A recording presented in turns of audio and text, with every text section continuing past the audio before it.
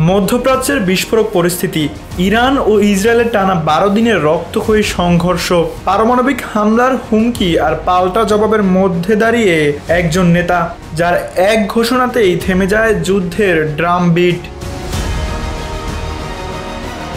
এই নেতার ভূমিকা এতটাই গুরুত্বপূর্ণ যে নরওয়ের নোবেল শান্তি পুরস্কার কমিটির কাছে এসেছে বিশেষ মনোনয়ন।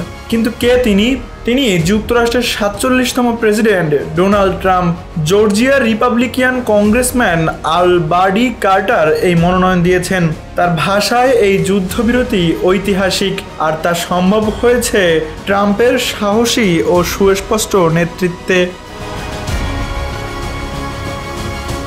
ঘটনার সূত্রপাত ইসরায়েলের এক দাবি দিয়ে। তাদের মতে ইরান পারমাণবিক অস্ত্র তৈরির একেবারে দ্বারপ্রান্তে পৌঁছে গেছে। এরপরই ইসরায়েল চালায় আগাম হামলা। পাল্টা জবাবে ইরানও ক্ষেপণাস্ত্র ছোড়ে। যুক্তরাষ্ট্র সরাসরি জড়িয়ে পড়ে, বিমান থেকে হামলা চালায় ইরানের ফোর্দো, নাতানজ এবং ইস্পাহানের 3টি গুরুত্বপূর্ণ পারমাণবিক স্থাপনায়। তেহরানের দাবি, হামলায় তেমন ক্ষয়ক্ষতি হয়নি, কর্মসূচি থেকে থেমে যায়নি।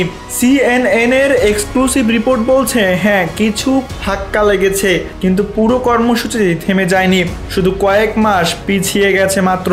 এই উত্তপ্ত পরিস্থিতির মাঝেই ট্রাম্প ঘোষণা দেন যুদ্ধবিরতির। তবে এরপরও ইসরায়েল ও ইরান একে অপরকে লক্ষ্য করে আরও ক্ষেপণাস্ত্র ছোড়ে। ঠিক তখনই ট্রাম্প হুঁশিয়ারি দিয়ে বলেন, আর একটুও বরদাস্ত করা হবে না। তার সেই শক্ত অবস্থানেই শেষ পর্যন্ত থেমে যায় সংঘাত।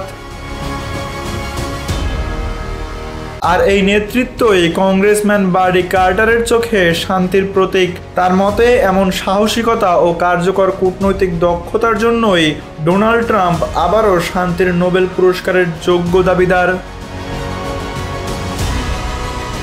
Tanvir Ahmed, NPB news.